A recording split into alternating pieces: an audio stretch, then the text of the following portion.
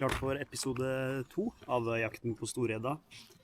I dag har jeg tatt turen til Haukelandsvannet utenfor Bergen. Og der skal jeg teste kajakken her. Det er 24. mai. Og så har det blitt litt kaldere. Det var jo en uke her med 20 grader. Nå er det kanskje 15 og en del vind. Vært godt under 10 på nettene. Så i dag så blir det å teste 2 forskjellige ting. Vi skal ha en jigstang som vi skal kaste med, og så har vi en dorgestang. En ting til, når du skal fiske gjedde, så må du ha fortom. Enten i stål, eller så må du bruke en tjukk mono, sånn opp mot, nesten opp mot 1 millimeter, kanskje 0,70 mono eller fluorokarbon, for å passe på at tenna til gjedda ikke tar klipp og snø. Fått på oss litt mer klær her, for det ble surt. Og da skal vi starte med en liten jigg. Sånn Savage Gear, det er vel 7-8 cm, 10 grams. Det står det på internett at skal være bra om våren med litt kontrastfarger, og gjerne litt små jigger som du kan fiske inne ved land, som går litt sakte. Og kontrastfarger fordi at vannet ofte er litt grumsete på våren. På høsten og utover når det blir litt kaldere i vannet, så er vannet mer klart. Da kan man bruke mer naturlige farger. Da har vi kommet oss i gang her med dorginga. 2 stenger ute, en med jigg og en med en Realis Rosante bobler. Liten Savage Gear, sånn Fire Tiger mønster på jiggen. Så den ligger ytterst, der er litt dypere, så har jeg Rosanten på innsida som går litt grunnere. Der er det også på kamera, så forhåpentligvis om ikke vi får fisk, så får vi i hvert fall sett om vi har noe etter. Blåste jo litt, så driver jo veldig fort, så nå har jeg hivd ut en liten dregg som jeg har knyttet fast bak på kajakken, og vi kan ligge i ro og kaste litt. Så da skal vi prøve med jiggen, Savage Gear Fire Tiger. Så den er festet på en Shimano, en Yasei, sånn abborstang til å fiske med små jigger og sånn, så den er litt stiv. Kaster opp til 25 gram cirka. Det er en 10 grams jigg. Der er bare en 2500 størrelse haspel. Fireline. Litt grann liten hvis vi får noe, men det går bra. Vi tester et lite kast inn i sivet her.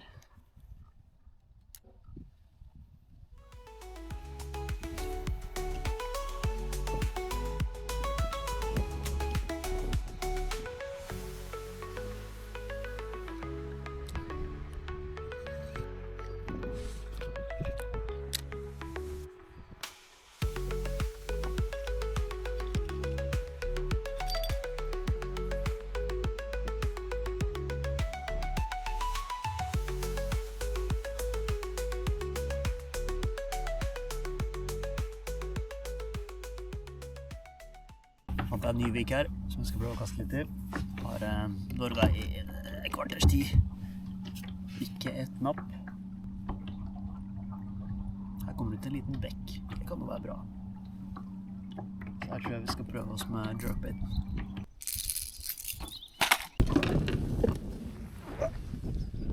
Når jeg står sånn her, kan jeg høre stemmen til mamma rope «Ikke stå i båten! Bruk redningsvest!» Nei, det er jo ikke en båt. Det er en kajak.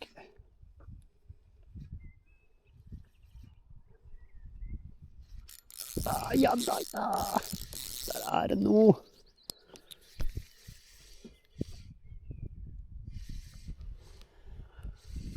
Det var ikke verst første kast i vika her. Den er ikke så stor. Det er vel på størrelse med de 2 jeg fikk sist.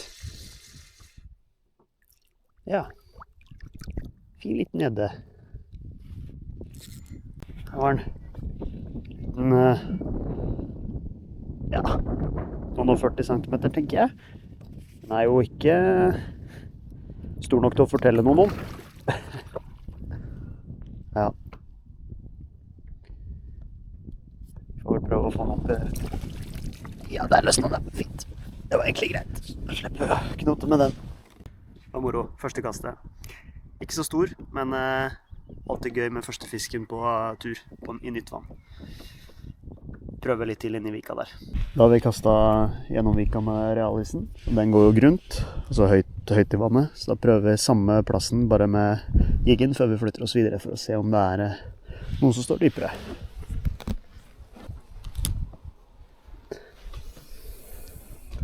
Oi.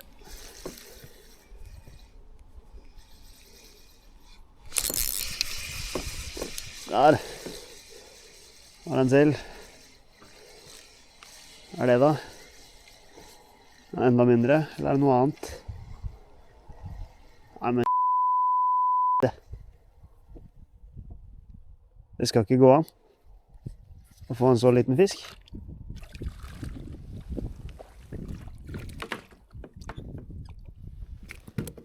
Se der.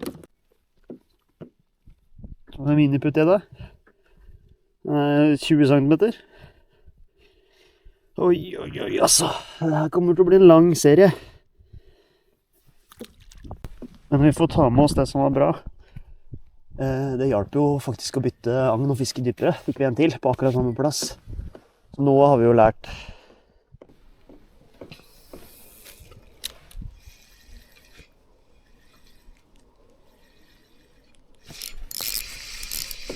Åh. Enda en liten en, altså. Er det samme, eller?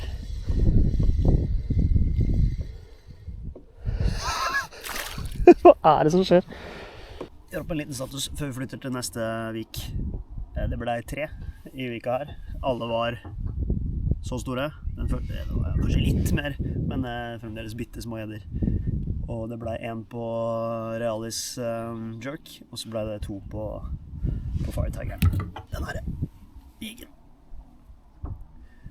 Så det stemte det som sto på nett da, at det var bra med jiggen på vårparten. Nå er vi jo på slutten av mai.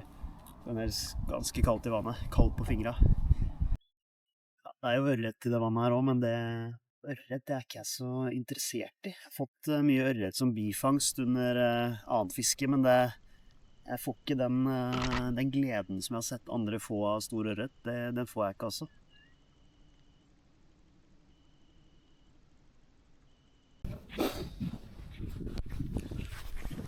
Der. Da har vi fått justert på motoren, kledd på oss litt. Det er kaldt med soldekkene.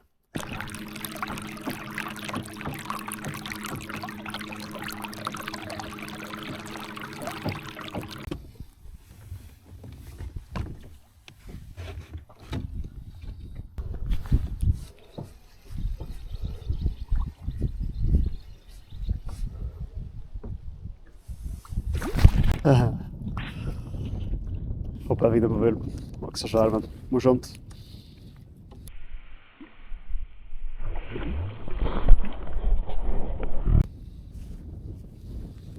Note to self, ta litt spinnstops.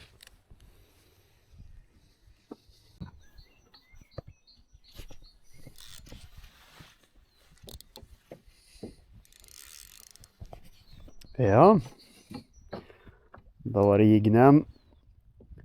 Fått den største til nå, men den er jo ikke så veldig svær den heller.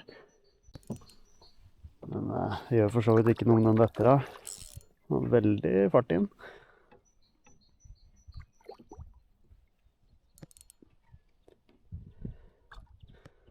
Kanskje vi må åpne oven for å sette oss ned da.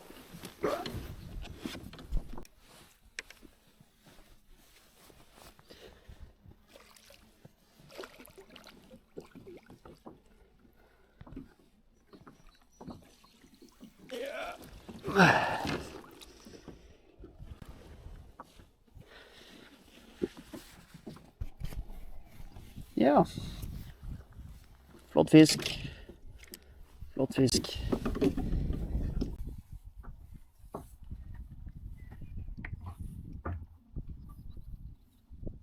Fin litt nede.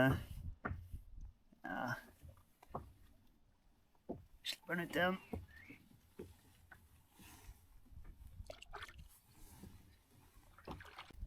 Største til nå, sikkert en 50 eller noe sånt. Jeg gadd ikke om morgenen, for den var ikke så svær. Men artig. Da er vi på 4 da, i dag. 2 i båten og 2 som jeg skulle ta det opp. Jeg droppet hoven. Det glemte jeg å si. Det er altså Fire Tiger Savage Gear jiggen på 28 cm som har gjort susen.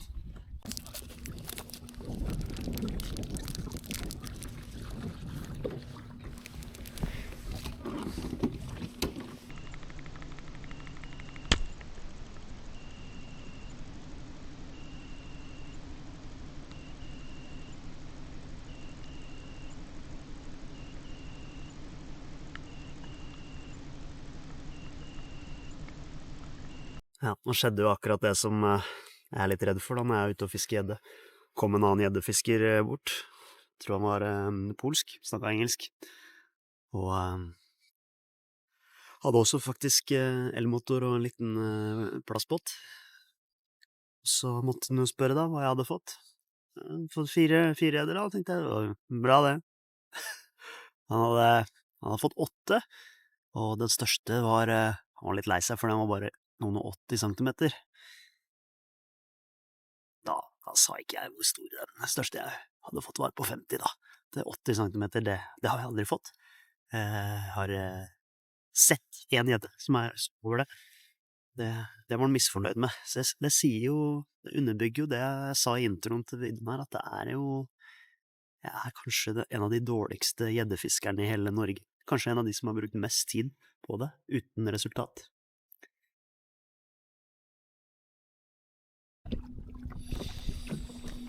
Ja, da setter vi kursen tilbake til bilen. Det begynner å bli mørkt. Klokka er snart 9. Vært der en 3 timers tid. Satt på egentlig 2 duo sånne leppeløse wobblere. En wedge på trollingstanga, og en Axiom Slim på den andre.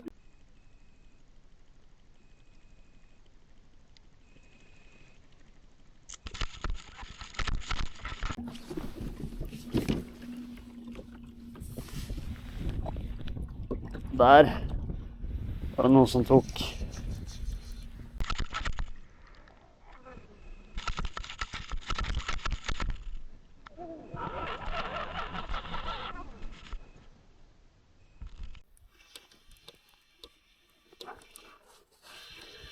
Men det er ikke verdens største fisk, det er ikke.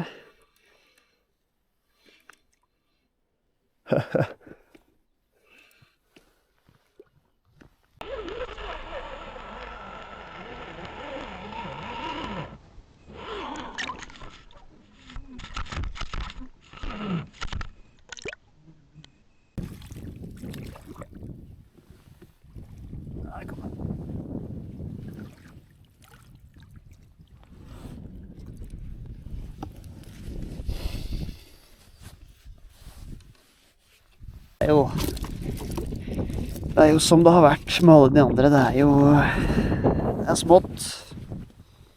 Det er smått. Men det artige her var at vi fikk inn på kamera. Undervannskamera. Så det blir bra.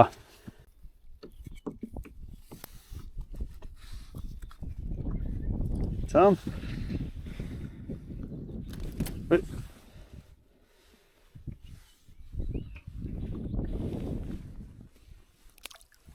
Hvis vi dorker oss bakover de siste 100 meterne her, så får vi ta en liten oppsummering av turen. Det har jo vært for så vidt suksess, for vi kom jo for å fiske gjedde, og jeg har jo fått 5 stykker. Ingen store. Så jakten på storgjedda fortsetter jo, men det ble i hvert fall fisk, så det får vi ta med oss. Da er det bare å stay tuned. Så kommer jo, det blir jo del 3 da. Etter å få tak i storgjedda på et eller annet tidspunkt, så må jeg finne et annet vann hvor det faktisk er storgjedde, eller prøve her igjen. Vi får se.